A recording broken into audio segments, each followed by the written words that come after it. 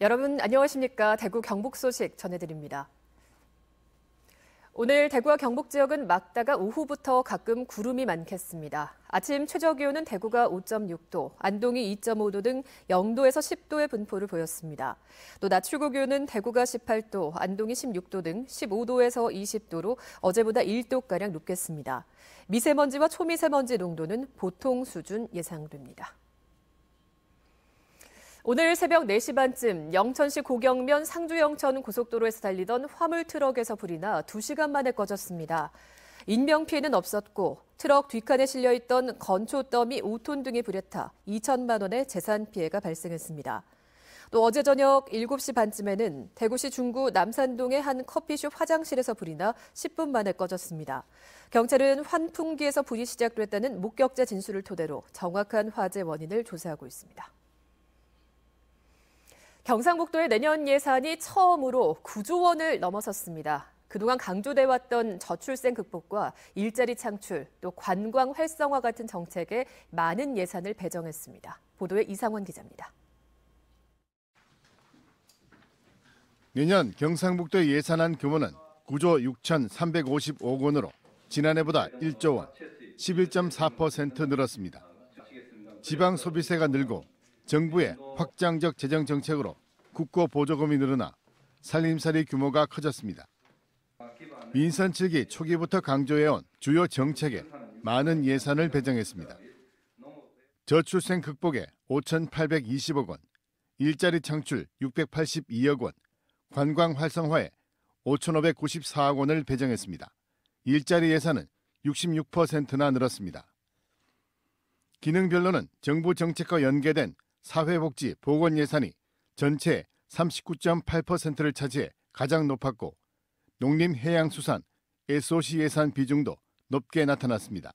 이 복지 부담이 우리 도 전체 예산에 차지하는 비중이 갈수록 커지는 것은 사실이고요. 그 내용은 국가에서 복지 수혜 대상을 확대하거나 이렇기 때문에 도비 부담이 증가해서 계속 늘고 있습니다. 성과가 부진한 사업은 폐지하거나 예산을 감액 편성하는 구조 조정을 했으며 금액은 2,120억 원 규모라고 밝혔습니다.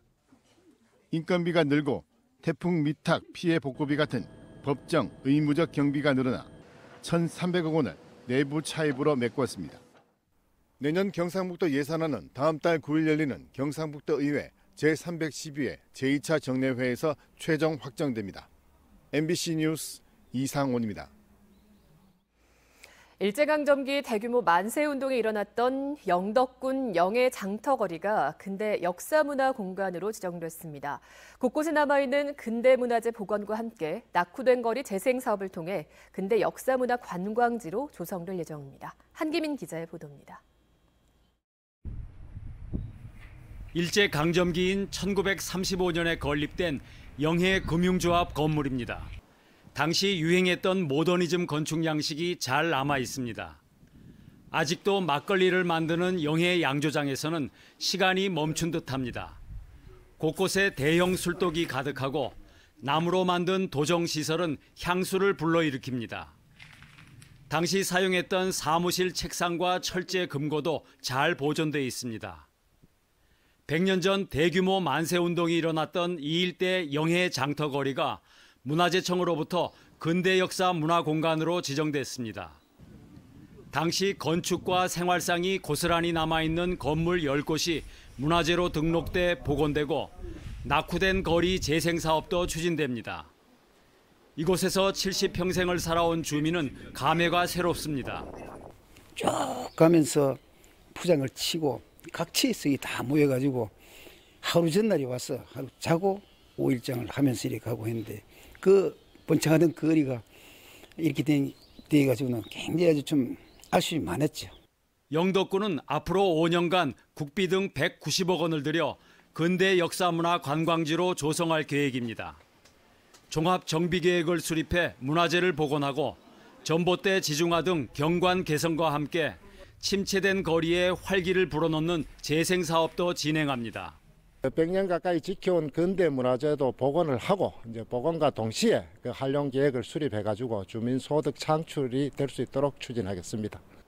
근대 역사 문화 공간은 일정 지역을 아우르는 등록 문화재로 지난해 손혜원 의원의 목포 부동산 투기 의혹이 제기되면서 널리 알려졌습니다.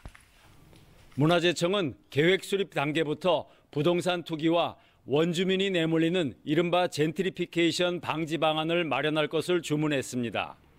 MBC 뉴스 한기민입니다. 경상북도의회 행정사무감사에서 경북경제진흥원의 성과금 나눠먹기, 음주운전 등의 허술한 조직 운영 전반이 도마에 올랐고 도 감사 결과에 불복해 행정소송을 제기한 경북신용보증재단 이사장의 행태도 적절치 않다는 지적을 받았습니다.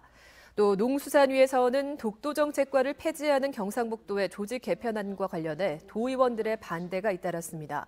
경북체육회 감사에선 김관용 전 지사가 임명한 사무처장이 중도하차 압력을 받고 있다는 의혹과 함께 체육회가 원칙을 지키지 않아 발생한 도민체전 개최지 번복 사태, 솜방망이 징계와 직원 연봉 과다, 가맹단체 비리 등이 집중적으로 제기됐습니다. 경북교육청이 지난 국정감사에서 지적된 장기간 방치된 폐교에 대한 활용 개선 방안을 마련했습니다. 경북교육청은 10년 이상 방치된 미활용 폐교 51개 교를 전수조사해 노후가 심한 폐교는 철거하고 나머지는 지자체와 연계해 문화복지시설, 체육시설 등으로 활용처를 찾을 계획입니다. 학교 통폐합이 시작된 1987년 이래 경북의 전체 폐교 수는 총 726곳이고 그 가운데 475곳은 매각됐지만 여전히 전국에서 가장 많은 251개 폐교가 그대로 방치돼 있습니다. 대구시 신청사 건립추진공론화위원회가 대구시청을 유치하려는 구군의 과열 행위를 끝까지 감시하고 엄중 조치합니다. 공론화위원회는 시청 입지를 정하는 시민들의 합숙평가 전날까지 과열 유치 행위에 관한 제보를 받아 소명 절차를 거친 뒤 감점을 주고 이를 입지평가에 반영합니다. 대구시청 유치에는 중구와 북구, 달서구, 달성군이 뛰어들었고 지금까지 101건의 과열 행위가 접수돼 38건이 감점 대상이 됐습니다. MBC 930 뉴스를 마칩니다. 내일 뵙겠습니다. 고맙습니다.